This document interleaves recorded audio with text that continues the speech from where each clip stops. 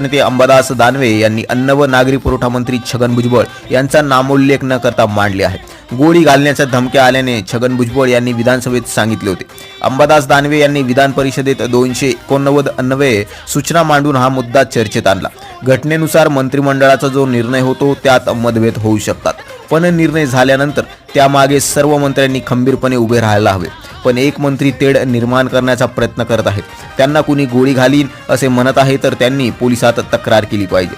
मराठा आंदोलनाला बदनाम करू नये, पण आरक्षणासाठी धमक्या दिल्या आहेत असे सांगितले जात आहे असे दानवे म्हणाले.